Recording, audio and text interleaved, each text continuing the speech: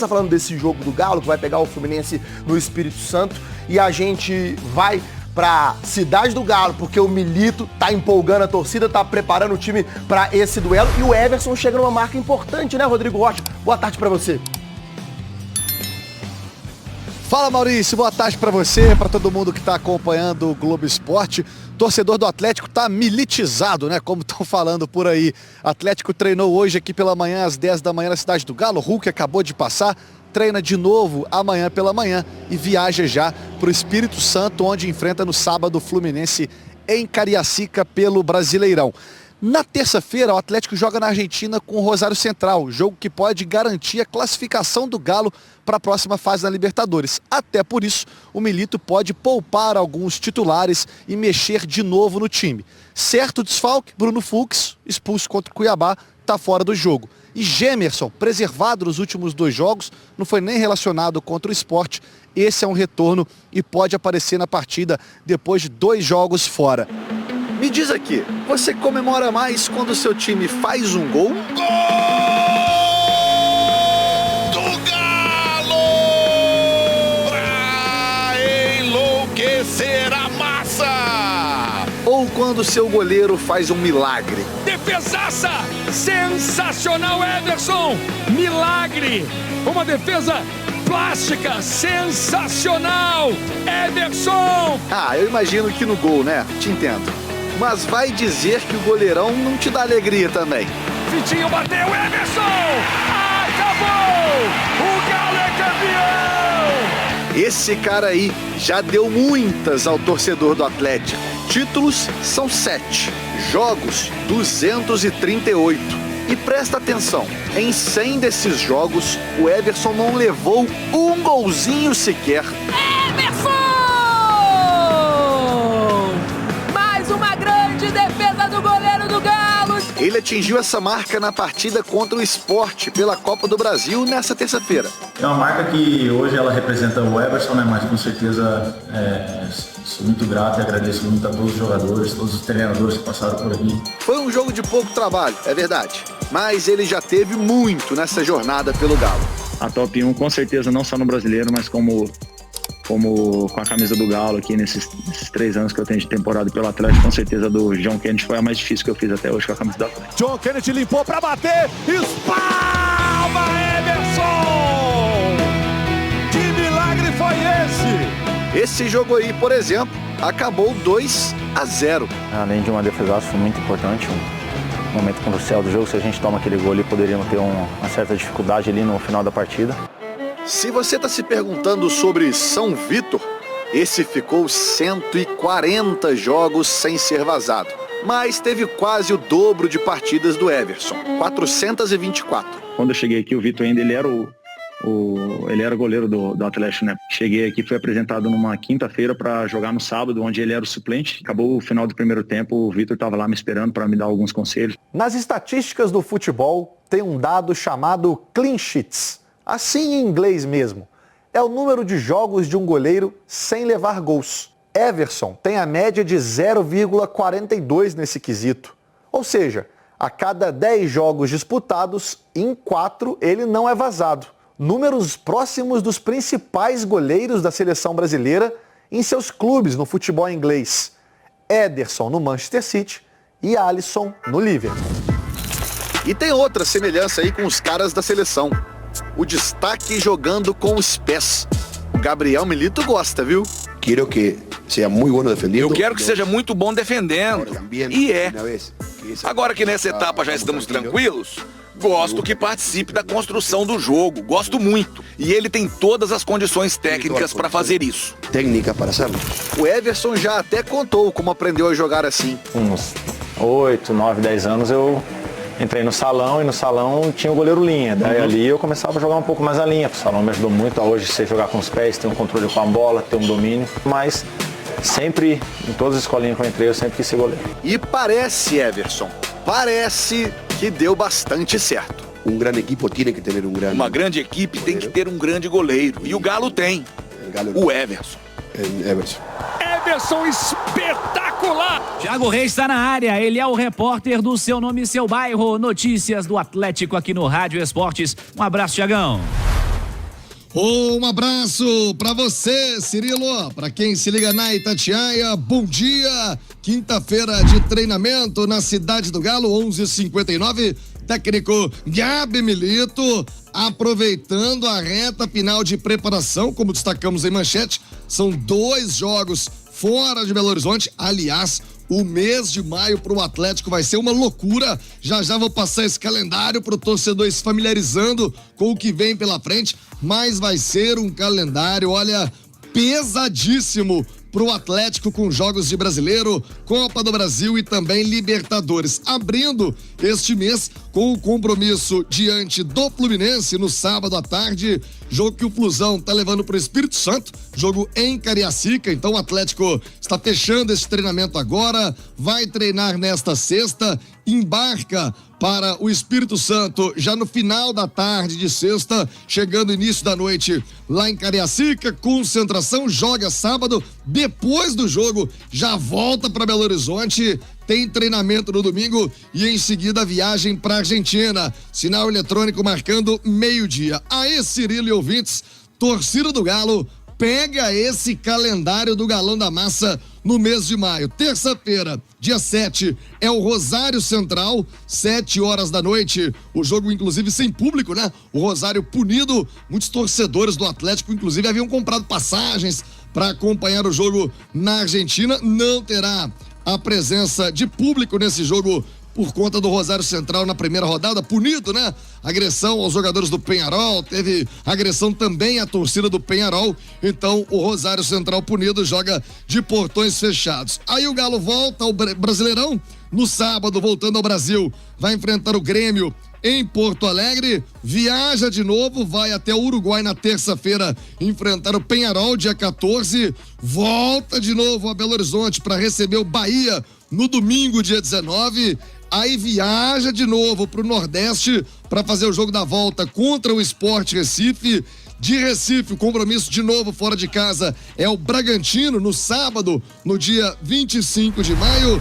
3 dias depois, jogo de Libertadores, terça-feira, dia 28, o Caracas, fechando então essa loucura que será o mês de maio pro Atlético. Cirilo, não é fácil e por isso, técnico Milito vem fazendo com muito sucesso um rodízio no elenco, pontualmente descansando alguns jogadores. Por exemplo, o Bruno Fux vai cumprir suspensão esse fim de semana. O Gemerson não enfrentou o Sport, ou seja, tanque cheio, volta inteiro para ajudar o Atlético. E ele está também não só fisicamente, mas tecnicamente, mentalmente, recuperando alguns jogadores. Ô Cirilo, conversava agora pela manhã com uma fonte do Atlético que me falava sobre Eduardo Vargas.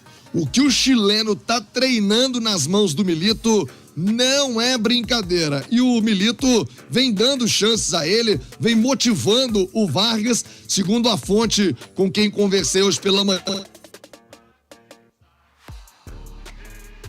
Vamos restabelecer o contato lá com o Thiago Reis. O áudio deu uma queda. O Thiago falava do Vargas. O Vargas é uma... Como é que é? Repete aí, Ale. O vídeo já não estava bom, mas é de nascimento. Não estava favorecendo, não? Não, nunca favoreceu. Voltou, Thiago, para se defender? Siga a vida, Thiagão. Eu não vou rebater o Ale Oliveira, não, porque a bronca já foi grande aí no feriado. Olha, meio-dia com mais 2 minutos, eu falava do Vargas, a informação, Cirilo, é de que ele está vivendo os seus melhores dias fisicamente. Que os números do Vargas são os melhores desde a chegada dele aqui, que fisicamente, na estrutura física, você observa que o Vargas tá aquele patolinha mesmo, marombado, então tá muito forte, com disposição, muito motivado para ser aproveitado pelo técnico atleticano. E aí vou deixar o debate para vocês. O Vargas tem uma questão de contrato também, mereceria uma renovação ou não, para vocês analisarem aqui no Rádio Esportes. E aí, Cirilo, merece uma extensão de contrato? Merece mais chances o Vargas? Ô, Thiago, vamos perguntar aqui pro Edu e pro Alê. Ô, Alê, como você enxerga os jogos recentes do Eduardo Vargas? Ele tem sido melhor aproveitado, tem aparecido, tem feito lance importante. Jogo passado aí, teve uma defesaça do goleiro em uma finalização dele. Primeiro, como você enxerga o momento de Eduardo Vargas? O melhor em muito tempo, viu? O melhor em muito tempo, sem dúvida alguma. É um jogador que tem sido mais acionado, né? Ganhou moral com o Milito. O time também, como um todo, tá jogando muito bem. É difícil você ver alguém que tá jogando mal, né? no Atlético. É difícil apontar. Talvez ali com um pouquinho mais de cri-cri, você vai falar do Mariano, né? Mas é difícil alguém que tá jogando mal, você fala assim, esse não tá. Então o Vargas cresceu como todo mundo ali do elenco, mas eu esperaria um pouquinho, uma sequência melhor para falar em renovação, até porque tem uma coisa que a gente tem que considerar, que é o custo-benefício. O Vargas não custa barato por mês, pelo contrário. Então será que ele entrega tudo que ele custa? Por exemplo, o Hulk é um cara barato e é o maior salário do clube. Pela entrega, né? Então eu esperaria um pouquinho mais, uma sequência, mas sem dúvida é o melhor momento dele em muito tempo. Edu, como você percebe esse momento do Vargas e pode projetar futuro também? É uma sequência de jogos importante para cravar que o Vargas continuará sendo útil ao longo da temporada ou muita calma nessa hora, Edu Panzi? Eu concordo com o que o Alê falou a respeito do momento do Vargas, mas eu vou ser mais radical que o Alê. Eu, em termos de renovação... Não mexeria com isso? Não mexeria. Ele tem contrato até o final do ano, né? Até o fim do ano, né, Thiago? Isso, até o fim do ano, completando o 3º ano, né? Isso, então cumpra-se o contrato, ele cumpre o contrato até o final do ano, tem jogado bem, sim, tem sido uma peça importante, mas a história do Vargas, para mim, termina no Atlético em dezembro de 2024, independentemente do rendimento. Ele já entregou muito em 2021, foi importantíssimo nas 3 conquistas do Atlético. Em 2022, ele foi importante na lesão da panturrilha do Hulk. O Vargas foi um jogador que entregou naquela reta final, ajudou a colocar o Atlético na pré-Libertadores, se eu não estiver enganado. E vem sendo importante, vem sendo utilizado pelo Milito, tem entrado bem, é um jogador tecnicamente muito bom. Mas é aquela coisa, Cirilo, ele teve a sua história no Atlético e ainda pode encerrar a sua história muito bem com a camisa do Atlético, sendo essa boa opção que vem sendo. Mas renovação de contrato em relação ao Vargas, eu acho que não precisa ser mais discutido dentro do Atlético. Ao final do ano, o clube agradece, o Vargas segue o seu caminho e tomara que saia pela porta da frente, porque pelo que tem apresentado, a tendência é essa. Eu não acho que faria qualquer sentido, viu, Thiago? Pensar em renovação com Vargas agora ou no futuro que seja. Acho que o recorte maior da última temporada em especial e o começo dessa temporada, ele é muito impactante para chegar a essa decisão, mas é inegável que ele tem sido útil nos jogos recentes aí, né, Thiagão?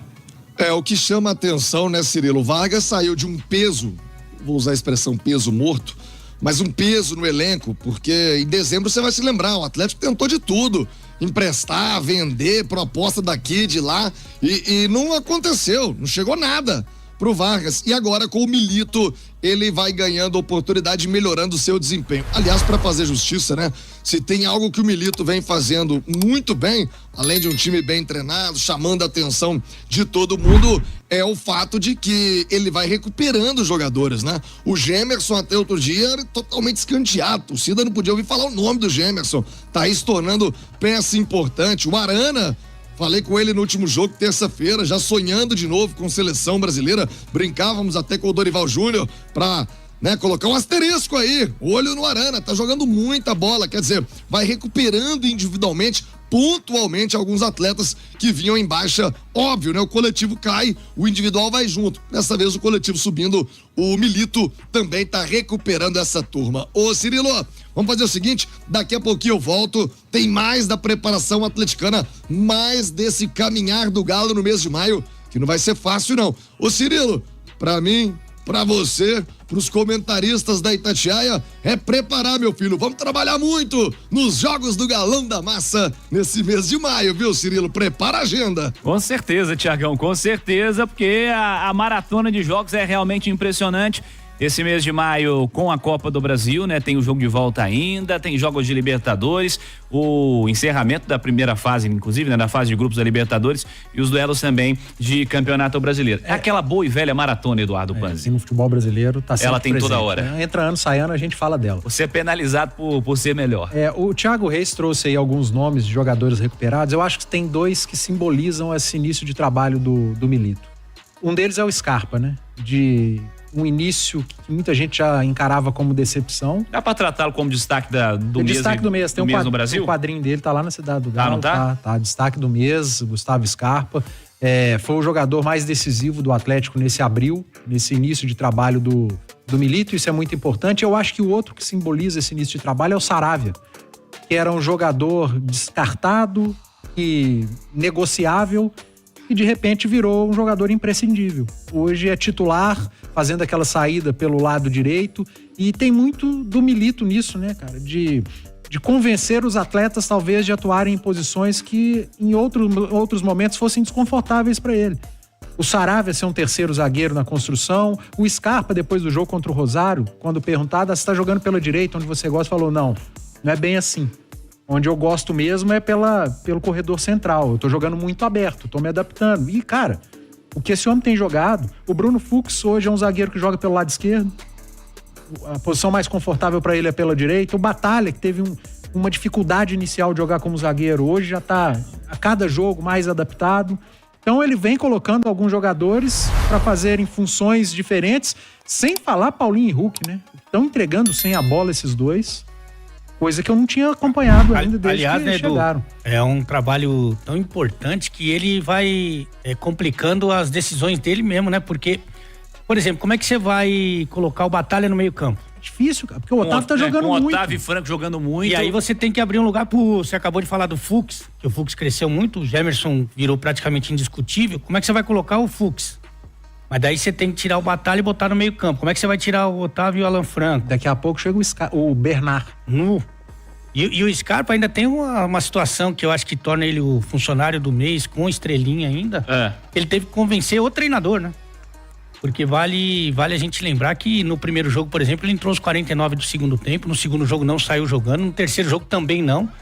Aí ele faz um grande jogo contra o Rosário, volta pro banco e agora é talvez o nome do campeonato, né? Não é nem só do Atlético. Mas que eu ia perguntar se ele é o funcionário do mês lá na parede da CBF, nas competições CBF ou Conmebol que seja, né? Porque é difícil imaginar um cara que tenha sido tão decisivo em uma sequência aí de 8, 9 jogos. Não, né? eu não me lembro. Você tem... O futebol brasileiro em abril... Cara, jogou muita bola. Porque a discussão não é se tem alguém melhor que ele. É decisivo, né? Se é o De La Cruz, por exemplo, é melhor que ele, ou se o Veiga, ou se, enfim... Mas momento, né? No momento eu não vi ninguém superior ao Gustavo Scarpa.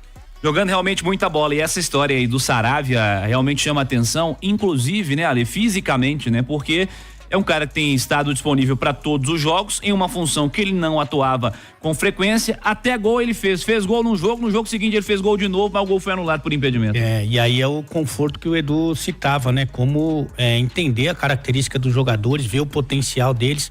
O Saravia, por exemplo, embora tenha feito até gol, ele se sente muito confortável do meio para trás, muito confortável. O Arana já se sente muito confortável do meio para frente.